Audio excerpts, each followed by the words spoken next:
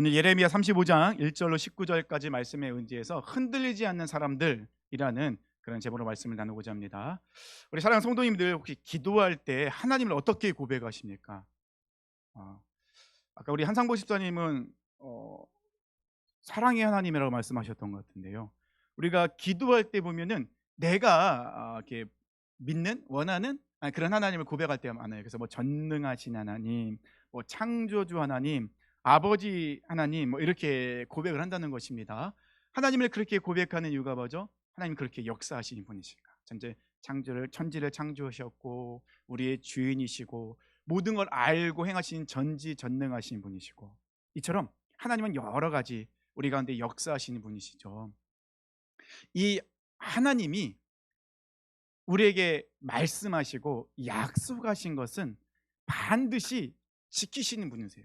그러니까는 태초로부터 지금까지 하나님께서 약속하신 그 약속을 한 번도 깨거나 안 지킨 적은 없으셨어요. 지금까지 그렇게 철저하게 약속을 지키시는 분이세요.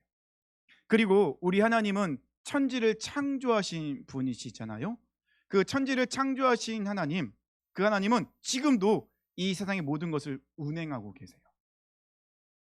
근데 하나님이 만약에 깜빡 실수를 하셔갖고 삐끗하셔갖고 만약에 이 세상 운영하실 때 실수하셨다, 그러면 우리에겐 재앙이겠죠.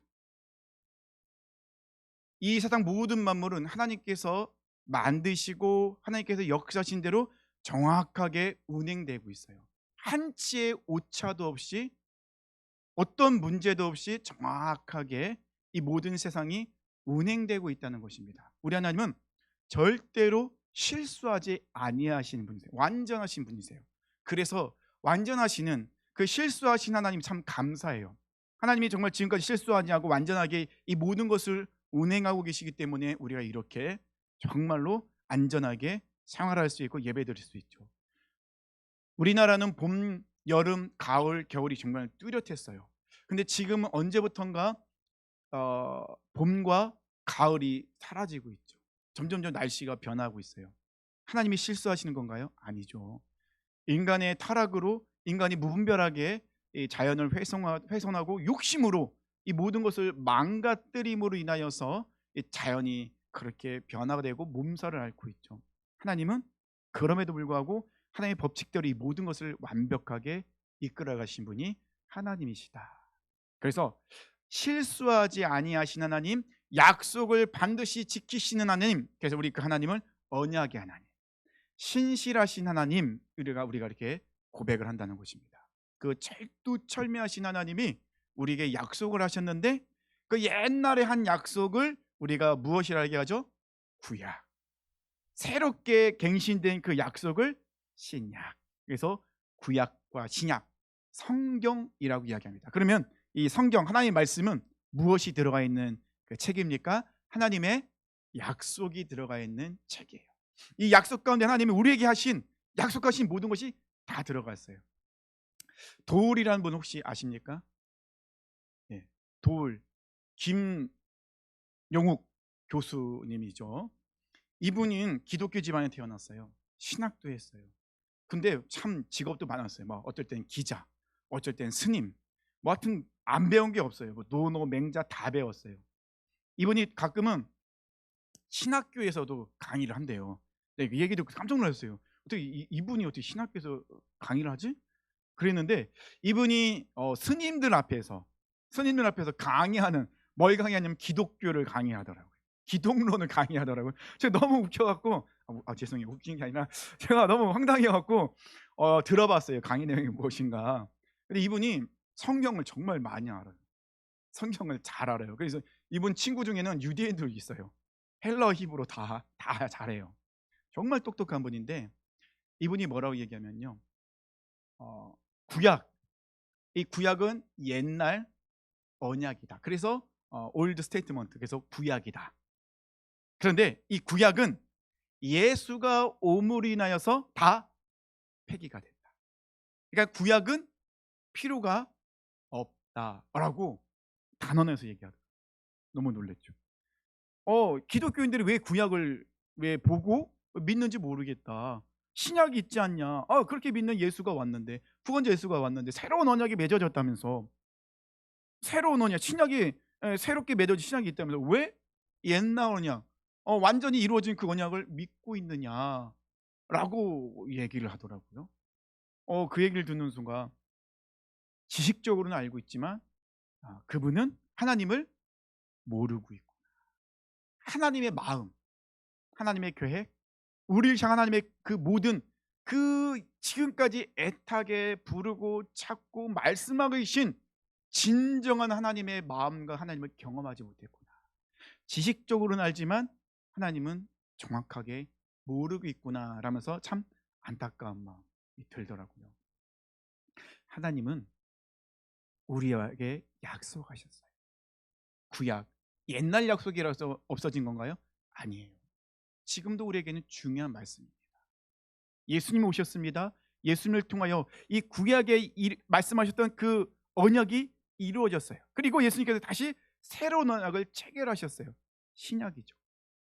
그래서 우리에게는 구약과 신약, 이 성경 모두 다 필요한 것이죠. 그러면 이 성경 안에 있는 여러 가지 우리에게 하나님께서 약속하신 그 약속들 정말 많아요. 근데 그 약속은요, 정말 큰 줄기 하나로 이어져 있다는 것입니다. 큰 줄기가 있어요. 하나님의 언약 안에는 약속이라는 건 상대방이 있어야 되는 거잖아요. 나 혼자서 약속할 수 있는 건 아니잖아요. 물론 스스로 하는 약속도 있지만, 약속이라는 것은 내가 있고 상대방이 있는 거예요. 서로 간에 무엇인가를 약속하고 그것을 지키는 것이, 신뢰감을 유지하는 것이 약속이라는 것입니다. 하나님께서는 구약에서는 처음에는 이스라엘 백성들과 약속을 하셨죠. 근데 그 이스라엘 백성과의 그 약속은 그냥 이스라엘 백성과의 약속으로 끝난 것이 아니라 우리에게도 적용이 되는 말씀이라는 것입니다. 그러면 하나님, 이 구약과 이 신약, 그 하나님의 그 약속, 이 약속의 큰 줄기는 무엇일까? 하나죠. 하나님을 인정하라. 하나님이 우리의 삶의 주관자이며 주인이심을 인정하라. 이것이 하나님의 약속의 가장 큰 줄기예요. 예수님을 구원자로 믿는다는 건 뭐예요? 하나님의 아들이시죠. 하나님이 약속하신 구원자가 바로 예수님을 믿는다는 것은 그 하나님을 인정하는 것이죠. 하나님이 우리에게 약속하신 그 메시아가 오셨다, 그 예수님이 나의 구원자다라고 믿는 것은 하나님의 약속을, 하나님의 살아계심과 하나님의 하나님 되심을 인정하는 것. 우리가 11조를 왜 드립니까? 11조를 드리는 것은요, 우리가 뭐 교회를 유지하기 위해서 그런 것을 드리는 것이 아니에요. 11조를 드리는 분명한 목적은요, 하나님이 나의 삶의 모든 것을 공급해 주시는 공급자이시며 주인이심을 인정하며 드리는 것이 11조라는 거예요. 그러니까 우리의 모든 삶은 누구를 인정하는 거라고요? 하나님을 인정하는 거. 그러면 하나님이 이스라엘 백성과 그 언약을 맺으신 거예요. 너희가 나를 인정하면 나도 너희를 위해서, 너희가 필요하고 너희가 어려울 때마다, 너희가 무엇인가 할 때마다 다 공급해 주시고 보호해 주고 이끌어 주겠다. 너희가 나를 인정하면 하나님됨을 너희에게 보여주겠다라고 분명히 말씀하셨죠. 그러면 이스라엘 백성들이 해야 될 건 뭐죠? 믿으면 돼요. 인정하면 돼요. 근데 그 인정하는 게 너무 어려운 거예요. 그렇죠? 저만 어려우신가요? 다들 저만 어렵구나. 감사합니다. 이스라엘 백성들도요, 그 하나님을 인정하는 게 너무 어려웠어요. 왜 이렇게 어려울까? 왜 이렇게 어려울까? 고민을 많이 봤는데 여전히 내 안에 육적인 그런 철기들이 남아있고 죄의 쓴뿌리가 남아있다는 거죠. 어떤 분이 그렇게 얘기하더라고요. 우리가 왜 죄를 지을까요? 라고 이렇게 어떤 그 목사님이 질문했어요. 우리가 왜 죄를 지을까요? 왜 우리가 죄를 지을까요? 대답은 생각보다 간단해요. 왜냐하면 우리가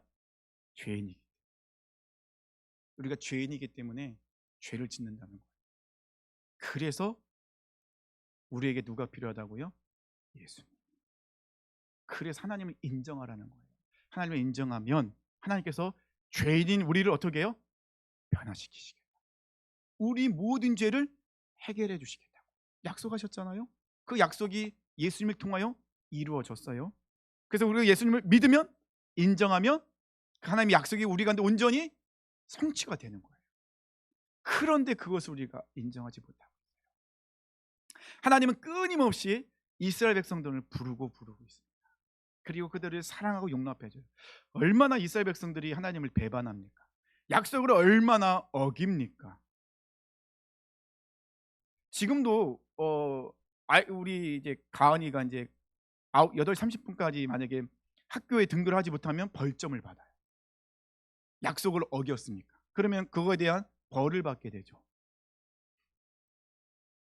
하나님은 약속을 어겼다고 무조건 우리에게 벌을 주신 분은 아니세요. 우리가 늘 약속을 어기지만 우리 연약함을 알고 있기 때문에 계속해서 기다리고 계십니다. 기다리다 안 되면은 징계를 내리시기도 하고, 안 되면은 선지자를 보내서 돌아오라 그렇게 외쳤다는 것입니다. 하지만 이스라엘 백성들은 돌아가질 않죠. 돌아가는 척하지만은 또 시간이 되면 다시 세상으로 나아가는 그런 모습이 너무 많았다는 것입니다. 그래서 하나님께서는 오늘 본문의 말씀을 통하여서 그렇게 약속을 지키지 않는, 하나님 말씀에 순종하고 인정하지 않는 이스라엘 백성들과 한 공동체를 비교하면서 우리에게 어떤 모습으로 살아가야 될지를 말씀하고 있다는 것입니다. 하나님께서 비교한 그 공동체는 레갑 족속이라는 사람들입니다. 이 레갑 족속은요, 열왕기하 10장에 나오기 시작하는데요, 레갑의 아들 그 요나답, 여기는 여호나답이라고 나와 있는데, 요나답이라는 사람이 아방 때, 북이스라엘 아방 때 예후와 함께해서 아방의 그 모든 왕권을 무너뜨리고 우상 숭배자들을 완전히 제거하고 우상을 무너뜨리는 종교 개혁을, 그런 혁명을 일으켰던 사람이 요나답이라는 사람입니다. 하나님께서는 예후를 들어서 저 북이스라엘 왕 아합 그 족속을 무너뜨립니다. 아합은 어떤 사람인지 아시죠? 아합은 떠오르는 사람이 있죠? 이세벨. 아합과 이세벨은 정말 이스라엘 역사상 정말로 악한 왕이었어요. 우상 숭배가 얼마나 극에 달한지 몰라요. 이세벨은요, 이방 여인이었는데 뭐 바알과 아세라와 갖가지 우상을 갖고 들어와서, 바알과 그 아사레의 그 뭐죠, 그 선지자들이 얼마나 많았는지 모릅니다. 그래서 갈멜산에서 엘리야와 싸움을 벌이잖아요. 그 선지자들과. 이처럼 아방 시대는 북이스라엘이 완전히 영적으로 타락하고 우상 숭배와 종교 혼합주의 빠져 있는 시대였다는 것입니다. 그 시대 속에서 예후가 이제 그 아방의 왕권을 무너뜨리면서 우상 숭배자들을 무너뜨리고 우상의 모든 것들 다 완전히 산산조각 낼 때 요나답이라는 사람이 함께했습니다. 레갑의 아들 요나답이라는 사람. 그러면 요나답은 어떤 사람일까요? 예후에게는 굉장히 힘이 되는 동역자겠죠. 그러면 우리가 이것을 쉽게 얘기하면 개국 공신이에요, 예후에게는. 그러면 예후는 이 요나답에게 무엇을 어떻게 보상할까요? 그에게 여러 가지 보상을 해주겠죠. 땅도 주고 재물도 주고, 그 다음에 이제 직분도 주고, 높은 지혜 삶으로 상승시켜 주겠죠. 그럼 요나답의 그 인생은 장밋빛 인생이에요. 많은 것을 누릴 수 있고 많은 것을 얻을 수 있고 떵떵거리며 정말 높은 자리에서 사람들을 다스리고 살아갈 수 있는 그런 기회가 왔어요. 근데 요나답은 그것을 다 거절해요. 그리고 본인뿐만 아니라 그 자손들에게 명령을 내립니다. 그게 오늘 본문의 말씀에 나와 있어요. 35절, 6절 후반절부터 7절까지 나와 있어요. 레갑의 아들 우리 선조 요나답이 우리에게 명령하여 이르기를, 너희와 너희 자손은 영원히 포도주를 마시지 말며, 너희가 집도 짓지 말며 파종도 하지 말며 포도원을 소유하지도 말고 너희는 평생 동안 장막에서 살아라. 막 포도주 마시지 말고 이런 모습을 보면은 그 나실인이 생각나고, 또 장막을 살아가는 그 모습 속에서는 이스라엘 백성들의 광야의 생활이 생각나다는 것입니다. 나실인은 어떤 사람이죠? 하나님께 부르심마다 거룩하게 구별되는 삶을 사는 사람이에요. 삭도도 되지 않고 독주도 마시지 않고 죽은 시체에 손도 대지 않는 굉장히 삶이 거룩한 삶을 살아가는 사람이 나실인이에요. 근데 이 레갑의 그 아들 요나답이 그의 자손들에게 명령한 것은 꼭 이런 굉장히 나실인의 삶을 살아갈 것을 권면하고 있어요. 또한 장막에 살아가라고 했거든요. 광야의 생활을 했던 이스라엘 백성들의 모습이 떠올라요. 이스라엘 백성들 광야에서 그들 삶은 어떤 삶이었죠? 항상 부족한 삶이었어요. 부족하지만 그들은 항상 누구를 바라보며 살았죠? 하나님을 바라보며 살았죠.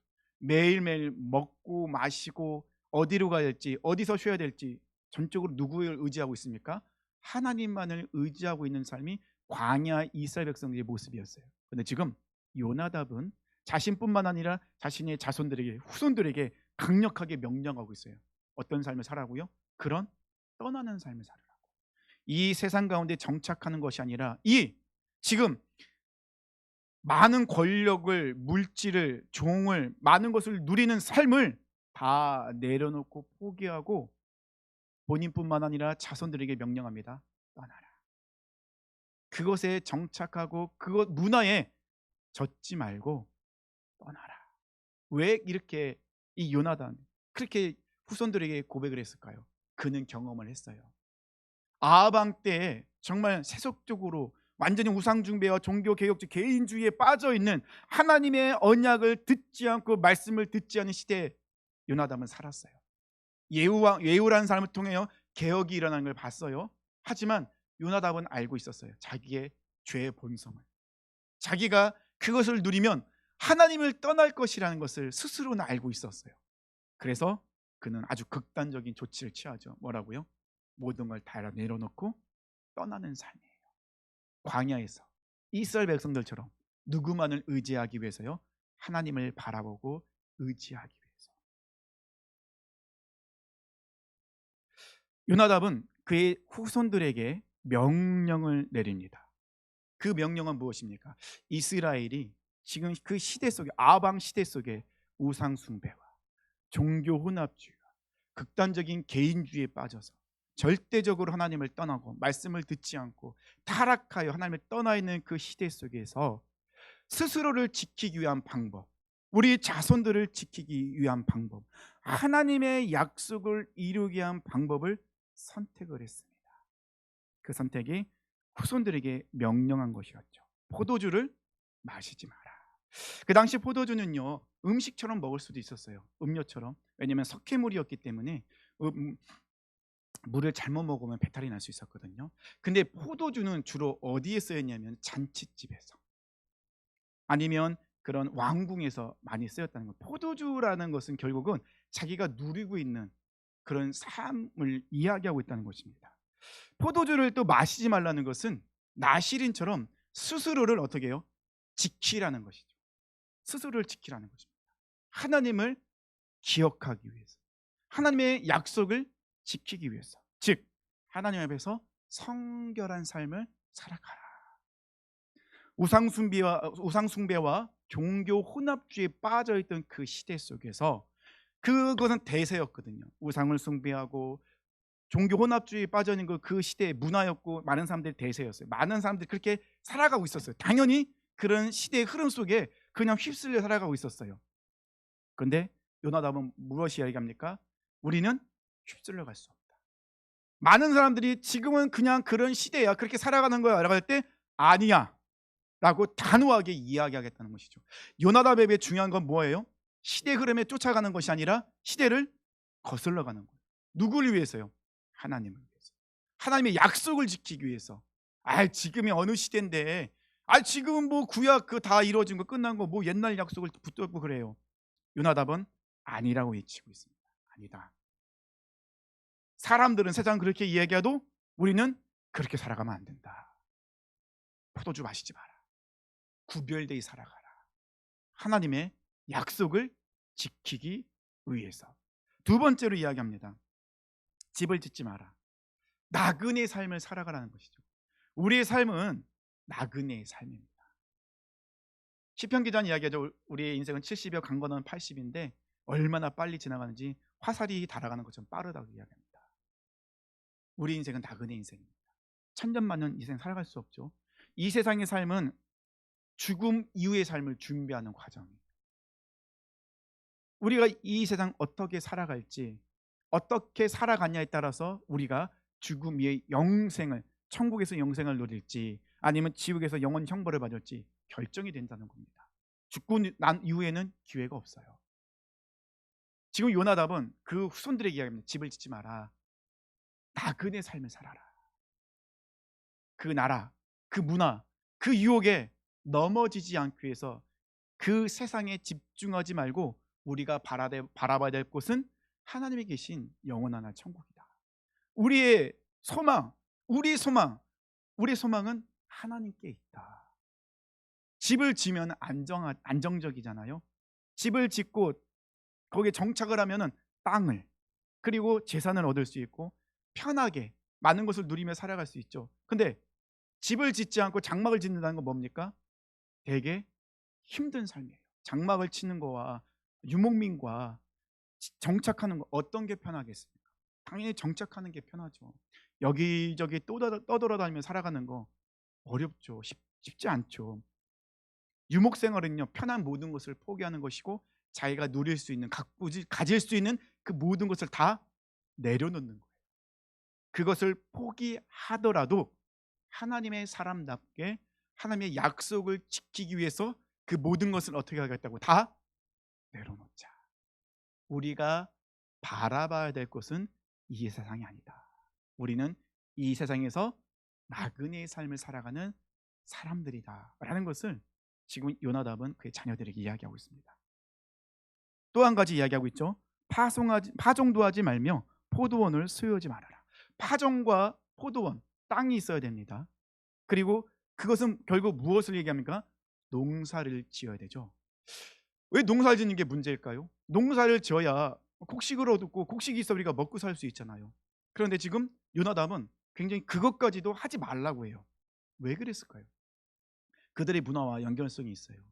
농사를 짓는 그 사람들은, 많은 사람들이 가나안 땅은 농경 문화 사회였거든요.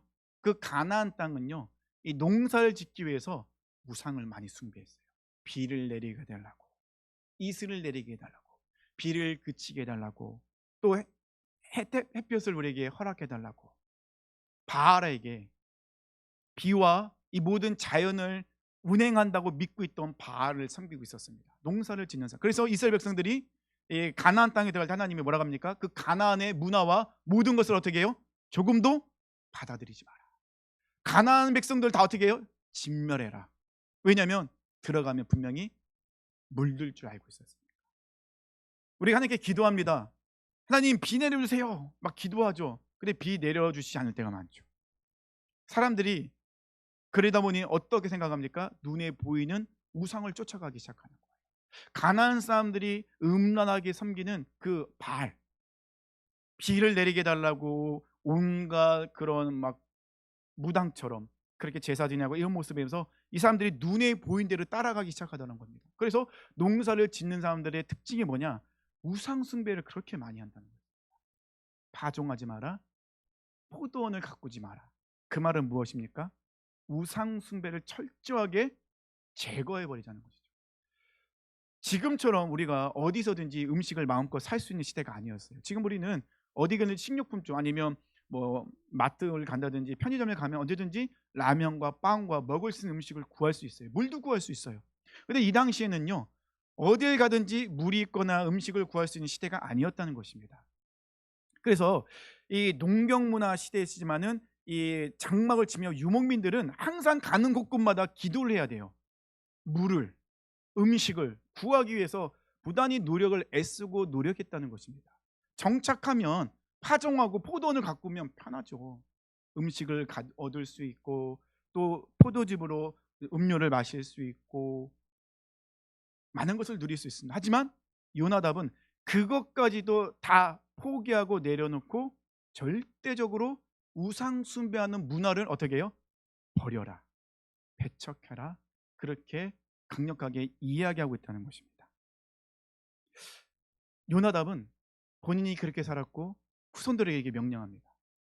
그러니까 이 레갑 자손의 후손들은요, 그 요나답이 그 명령을 한 이후로 오늘 본문의 말씀까지 200년이라는 시간이 지났거든요. 그런데 레갑 자손의 후손들은 200년 동안이나 이 명령을 철저하게 지켜요.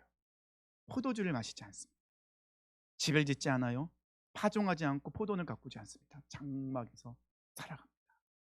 오늘 본문에서 하나님께서 예레미야 선지자를 부릅니다. 그리고 딱 지명하여 불러요.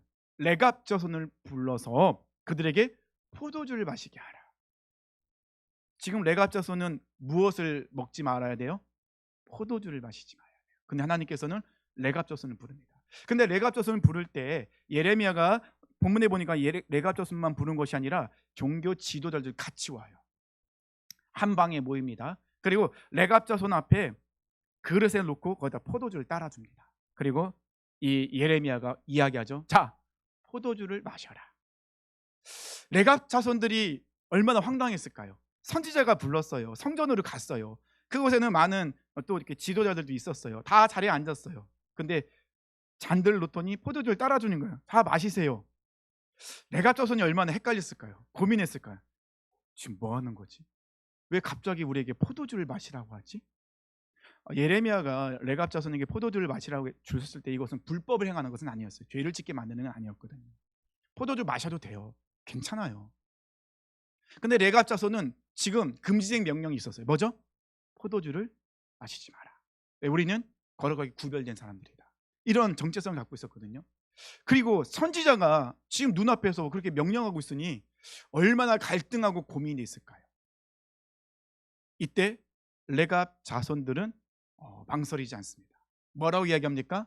우리는 포도주를 마시지 않습니다. 우리 조상들이 명령한 대로 우리는 지금까지 한 번도 포도주를 마신 적이 없습니다. 하나님께서는 왜 이스라엘 백성들의 지도자를 세우고 또 그간의 레갑 자손을 부르고 이런 테스트를 하셨을까요? 하나님도 레갑 자손의 그 명령에 따르는 모습을 인정하셨다는 거예요. 이 요나답의 명령은요, 그 본질이 무엇입니까? 하나님이었어요. 이것을 하나님도 알고 계셨거든요. 오해는 하지 마세요. 레갑 자손들이 하나님의 명령보다 요나답의 명령을 더 중요하게 여겼다, 그렇게 생각하시면 안 됩니다. 하나님조차도 이 레갑 요나답의 그 명령을 어떻게 해요? 인정하고 계시는 것입니다. 그리고 이야기합니다. 너희들 시대가 변했다고 내가 너희와 맺은 언약은 옛날 언약이라고, 지금은 그 언약과 지금은 맞지 않다고. 하나님, 그게 언제적 얘기인데, 지금이 어느 시대인데 그 명령을 지켜요. 아이고, 말도 안 되는 소리야. 그런 거 하지 마세요. 지금 우리가 살아가는 시대는 그때와 달라요. 하나님, 그렇게 살아가면 우리 살지 못해요. 하나님 말씀하십니다. 아니다. 그렇게 흔들리는 그 세상 속에도 흔들리지 않는 사람이 있다. 누굽니까? 레갑 자손이다. 봐라, 이들은 레갑, 그 요나답의 그 명령조차도 200년이나 지키고 있지 않느냐. 그들이 그 명령을 지킨 이유가 뭐냐? 이 세상 속에서 스스로를 보호하고 하나님의 사람으로 살아가기 위해서 그들은 지금도 평안한 삶을 다 내려놓고 포기하고 살아가고 있지 않느냐. 하나님은 지금 이스라엘 백성들에 말씀하고 있습니다. 이스라엘 백성들과 레갑 자손을 놓고 말씀하고 계시죠. 그렇게 살 수 없다고? 지금은 그런 시대가 아니라고? 레갑 자손은 살아가고 있지 않느냐. 너희들 안 된다고 했잖아. 그렇게 할 수 없다고 했잖아. 레갑 자손은 살아가고 있지 않느냐. 14절에 하나님께서 말씀하시죠. 레갑의 아들 요나답이 그의 자손에게 포도주를 마시지 말라 한 그 명령은 실행되도다. 이스라엘 지금 레갑 자손은 어떻게 그 명령을 순종하고 있다. 그 약속을 지키고 있다. 그들은 그 선조의 명령을 순종하여 오늘까지 마시지 아니하거늘 내가 너희에게 말하고 끊임없이 말하여도 너희는 내게 순종하지 아니하도다. 그리고 하나님께서 이스라엘 백성들에게 재앙을 선포하십니다. 17절입니다. 그러므로 만군의 여호와 이스라엘 하나님께서 이와 같이 말씀하시니라. 보라, 내가 유다와 예루살렘의 모든 주민에게 내가 그들에게 대하여 선포한 모든 재앙을 내리리니 이는 내가 그들에게 말하여도 듣지 아니하며 불러도 대답하지 아니함이니라 하셨다 하라. 하나님은 지금 무엇이라 말씀하고 있습니까?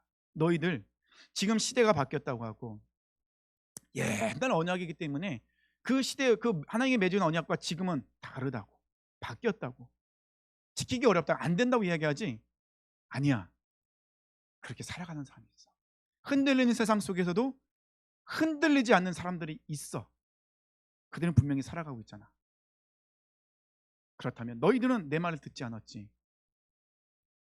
어쩔 수 없어. 그럼 너희들은 징계를 받을 수 없는 거야 하면서 18절과 19절 레갑 자손들에게 복을 선포하시죠. 예레미야가 레갑 사람의 가문에게 이르되 만군의 여호와 이스라엘 하나님께서 이와 같이 말씀하시기를 너희가 너희 선조 요나답의 명령을 순종하여 그의 모든 규율을 지키며 그가 너희에게 명령한 것을 행하였도다. 너희들이 그 요나답이 그 명령을 한 이유는 뭐냐? 내 약속을 지키기 위해서 그 명령을 했는데 그 명령을 너희들이 잘 지키고 있었구나. 그러므로 만군의 여호와 이스라엘 하나님께서 이와 같이 말씀하시니라 레갑의 아들 요나답에게서 내 앞에 설 사람이 영원히 끊어지지 아니하리라 하시니라. 하나님은 흔들리는 이 어두운 세상 속에서도 하나님께서는 지금도 찾고 있는 사람이 있죠. 누굴 찾고 있습니까? 레갑 자손들처럼 흔들리지 않는 사람. 세상이 바뀌었으니까 모든 걸 다 바뀌었잖아요. 우리가 그렇게까지 할 필요 없잖아요. 우리가 뭐 하나님 그건 말도 안 돼요. 그런 시대 속에서도 아니야. 우리는 하나님을 위해서 그렇게 살아갈 거야. 살고 있어. 앞으로도 살아갈 거야. 이렇게 흔들림 없이 나가는 사람들을 부르고 찾고 계십니다. 그들을 통해 하나님 지금도 역사하고 계시다는 것입니다. 우상숭배와 종교 혼합주의가 만연한 세상 속에서 레갑의 아들 요나답은 하나님의 사람의 확고한 정체성으로 살아갔습니다. 그리고 그 정체성을 가지고 자손들에게 명령하죠. 너희들도 그렇게 살아가야 돼. 아무리 시대가 바뀌고 아무리 모든 것이 바뀐다 할지라도 하나님의 약속은 절대로 바뀌지 않아. 우리 하나님은 절대로 변하지 않으셔. 하나님은 영원부터 영원한 분이시죠. 그렇다면 우리의 소망은 하나님께 있는 거야. 그 하나님께 소망을 두고 살아가기 위해서 너희들은 철저하게 자신을 돌아보고 세상에 또 우리를 공격하는 우리를 유혹하는 그 모든 것에 넘어지거나 마음을 빼앗기지 말고 차라리 그것에 넘어질 것 같으면 떠나버려. 그것에 상관없는 삶을 살도록 스스로 결단하며 내려놓으며 살아가. 그것이 바로 하나님을 기뻐하시는 삶이야. 그런 삶을 살았을 때 하나님께 말씀하십니다. 영원히 내 앞에 있으리라. 하나님이 그들을 부르시고 그들을 세우시고 그들을 통해 하나님의 살아계심을 증거하신다 말씀하십니다. 사랑하는 성도님들, 이 시대 속에서 어떻게 살아가시겠습니까? 같이 흔들리시겠습니까? 같이 무너지시겠습니까? 뭐 저기 김본사님도 장로님도 같이 뭐 흔들리시는데 뭐 나야 뭐 이렇게 생각하시겠습니까? 아닙니다. 흔들리는 세상 속에서도 하나님은 흔들리지 않는 그 사람, 소수의 사람을 통해 역사하시죠. 이스라엘 백성들에 비하면 레갑 자손은요 극소수예요. 작습니다. 하지만 그 작은 사람들이 하나님의 살아계심을 드러내는 하나님의 일하심을 놀랍게 나타내는 하나님의 일하시는 통로가 되었다는 것입니다. 언제든지 하나님은요 많은 사람을 사용하시기보다는 이렇게 흔들리지 않는 작은 소수의 사람들을 사용하시더라고요. 우리가 그런 사람이 되어야 되지 않을까요? 우리 사랑하는 성도님들, 세상은 흔들립니다. 세상은 어두워지고 더 어두워질 것이고 더 흔들릴 것입니다. 많은 종교인들이 나타날 거예요. 같이 예배드리지만 같이 신앙생활을 하지만 많은 종교인들이 나타날 것입니다. 우리는 종교인이 아니에요. 우리는 그냥 예배만 드리는 성경책만 들고 다니는 종교인이 아니잖아요. 우리는 하나님의 사람들입니다. 그 정체성이 우리는 분명히 됩니다. 레갑 자손들의 그 흔들리지 않는 믿음, 그것이 우리의 믿음이 되시길 축원합니다. 이번 주 한 주 살아가시면서 정말로 철저하게 흔들리지 않는 믿음으로 승리하시길 축원합니다. 같이 자리에 일어나셔서 우리 오직 믿음으로 세상 흔들리고